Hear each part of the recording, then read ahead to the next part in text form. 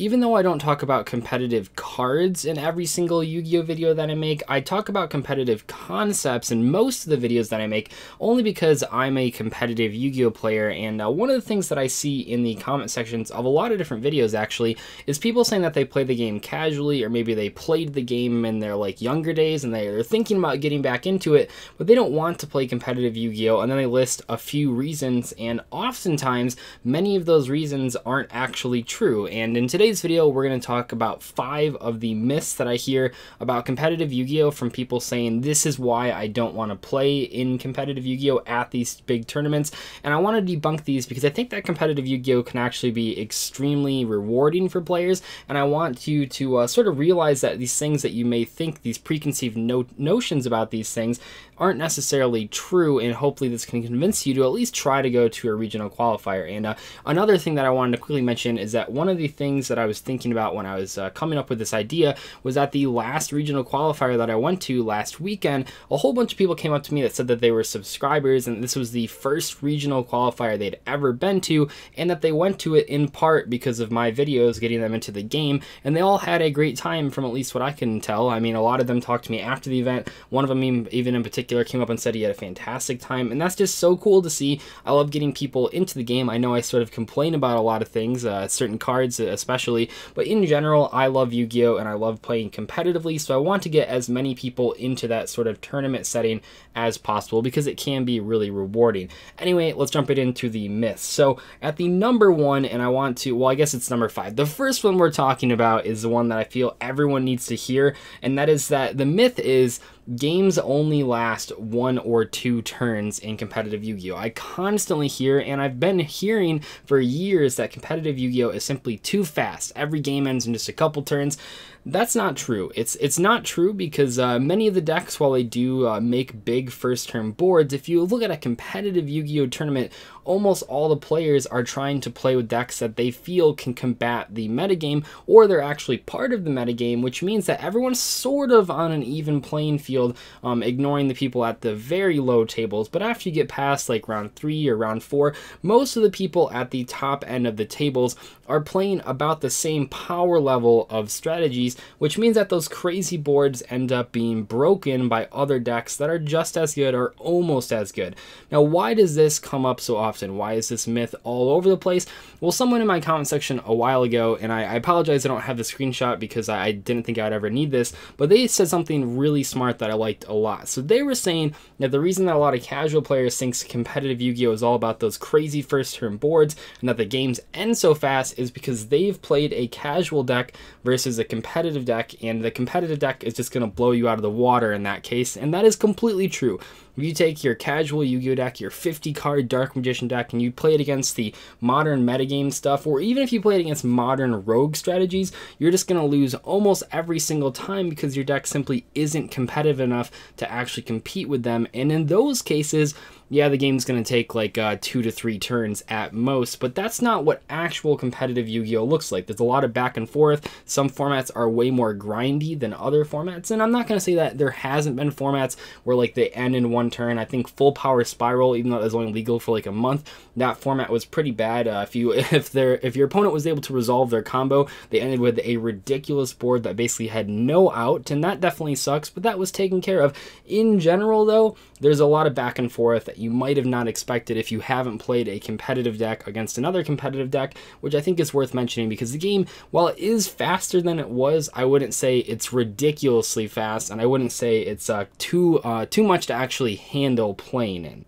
The next common myth that I want to talk about is that all competitive decks make these huge, crazy boards every single game. And I think right now the crazy board that a lot of people talk about is the extra link. So if you haven't heard of an extra link, basically it happens when your opponent can make a U shape of link monsters on their side of the board, and that completely shuts you out of your extra monsters though, which means you can't summon from the extra deck unless you can break their board.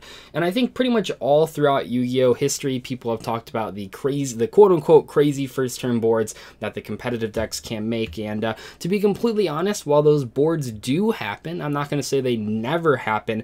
Overall, you're usually not dealing with boards that crazy. If I think of the normal Sky Striker opening, that's sort of like the next best deck, that opening usually has a couple negations set, maybe 2 effect negations, no spell and trap card negations though, which is really interesting about that deck. They don't have a lot of ways to actually deal with spells and traps, but anyway, they have like 2 monster negations and that's about it. And yeah, they have a lot of cards in the field and they have a lot of cards in hand, but it's not unreasonable. There's plenty of counters to actually play through that board. Now, I'm not going to say that those quote-unquote crazy first-turn boards are fair or should be in the game, but the fact of the matter is they simply just don't happen as often as you think they do, and a lot of the times when they do happen, there actually is an out to it. Kaijus are an excellent out to most of those crazy first-turn boards, and even if we go a step further, the Winged Dragon of Ra Sphere Mode is an even better out to the craziest of crazy boards. Almost any real board that people make in tournaments can be outed by the Winged Dragon of Ra Sphere Mode. I know there's a lot of like funnier boards where people use cards that restrict your tribute summons, or they like flip a mask to restrict, but that simply doesn't happen. So if you're really, really worried about those insane first turn boards, even though they're not going to happen too often, just play Kaijus, just play Winged Dragon of Ra Sphere Mode, and then you'll be all set. Now the next one is that every format has one best deck, and if you don't play it, you'll just lose. So there are some one deck formats. I think Dark Dragon comes up, I think Zodiac format comes up a lot, and I think Dragon Lures and Spellbooks, even though it's 2 decks, but that format comes up a lot where you have to play Dragon Lures or Spellbooks. These formats do happen, but the majority of formats are not like this. Actually, the last format that just happened, where Pendulums were the top deck, was one of the most diverse formats in the game's history. There were like 50 plus viable decks for competition, and even more that had like one of tops at regionals. And I think that was amazing. Even right now, we have a really good mix of decks. If we just look at like the top 4 decks, you have Sky Strikers. They don't have a lot of big monsters, but they're more of like a board control deck. That's really cool, but they're not like OTKing you. They're just kind of playing like Zodiacs, where they just have like one little monster and a whole bunch of like back row and stuff like that. And then you have both of the Nightmare decks, Gokis and Spirals. Those are like your big monster decks. They have these huge boards that they can sometimes create, and they have these crazy combos, but they're less consistent than the other decks, which kind of makes that sort of trade-off happen. Do you want to play a more powerful deck but lose consistency, or do you rather play the more consistent deck but lose some power? And then there's a deck like Altergeist, which comes in here with like 20 trap cards and a whole bunch of floodgates, and that sort of combats those crazy metagame decks that are already out there, but it itself already has good cards, so it then becomes sort of the 4th meta deck, which I think is super interesting. But even beyond that, you have decks like Trickstars. You even have a Pendulum Edition deck, even though they just got hit, that's still topping. That's crazy. There's so many viable strategies out there. Even though there's like 4 quote-unquote best decks, you can play so much variance within those strategies, and also you can play your own tech strategies. There's always a weakness to the meta decks. That always exists. Right now, the weakness is that a lot of them lose to floodgates like Anti-Spell Fragrance and Rivalry of Warlords and Gozen Match. There's always a weakness, and if you can play a rogue deck that can sort of take advantage of that weakness, you do have the potential to do well at tournaments. Even though there are a couple quote-unquote best decks, you always have the opportunity to play something different. Another common complaint I hear about competitive Yu-Gi-Oh! That's actually a myth is that Yu-Gi-Oh! Just gets more and more expensive as time goes on. As someone that played this game as a budget player way back in the day when I was in high school, that is simply not true. Way back in the day, you had to wait so long to get something reprinted. I remember waiting years for a budget Mirror Force reprint, and nowadays cards like that get reprinted all the time, especially when Konami deems these cards as staples. Cards like Pot of Desires, that got reprinted 1 year after it came out, which might sound like a lot, but keep in mind that back in the day, we had to wait literal years for cards to get reprinted. But Pot of Desires was an expensive secret rare for 1 year, and then it got reprinted as a budget ultra rare just for like $4. That's incredible, but what's even cooler is that Pot of Desires is still being played a year after the reprint, which means that yes, the people that originally bought it, the people that were willing to spend the $70 per copy or whatever it was at back then, they did get extra value. They got some extra time out of the card. However, if you didn't have the money for that, you did not miss out entirely, because now you can currently play the deck on a pretty tight budget. And that's the difference between modern Yu-Gi-Oh! And old school Yu-Gi-Oh! Is that cards simply get reprinted faster. We had the Megatons every single year that reprint basically the past year's worth of sets.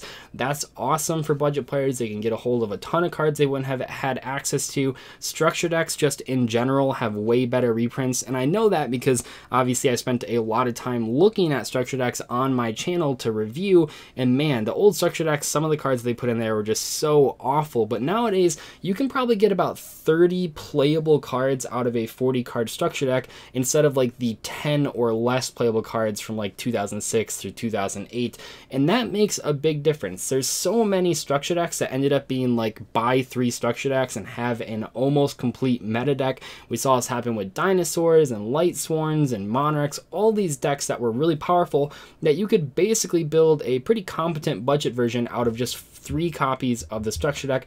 That kind of stuff just didn't happen back then. Even the good structure decks back in the day, you had to have so many staples on top of buying the structure decks that it wasn't really feasible or fair to say that, oh, all I need to do is buy 3 structure decks. But nowadays, that sort of thing, that dream, I should say, is actually a reality, and that's really awesome. But let's move on to the #1 myth about competitive Yu-Gi-Oh! And this is super important. It's not as crucial to mention at the start of the video, but if you've listened to all these things, and this is like the last thing keeping you from playing, let me just let you know that competitive Yu-Gi-Oh! Is in fact quite fun. So the fun factor of sort of the casual games is all about clown fiestas. Now, I don't know if you've heard that term. It's not really popular in Yu-Gi-Oh! A lot of Magic and Hearthstone YouTubers seem to mention that a lot. But basically, a clown fiesta in a card game, at least, is when there's lots of different crazy things going on. There's not a ton of strategy. It's just kind of both players playing a lot of crazy cards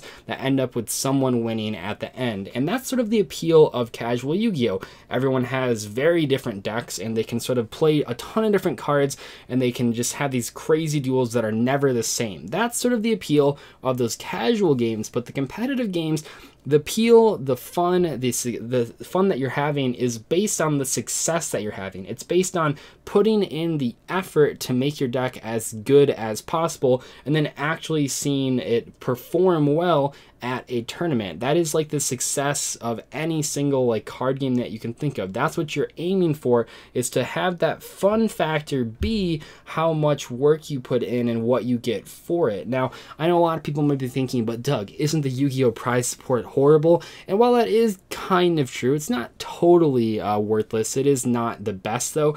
The main fun factor of your success, it's not about the money, it's about the glory. Pretty much any competitive player of a card game will tell you that the glory is worth more than the money, and that's kind of a hard concept to explain to someone that doesn't play things competitively, but that's really what it comes down to. For a lot of the competitive players, seeing their name appear at like the top of the scoreboard matters more than the prizes that they're getting. Now, the prizes that they're getting are important because that lets them do what they can to actually keep continuing playing the game without having to like quit the game to just focus on their job to make all their money.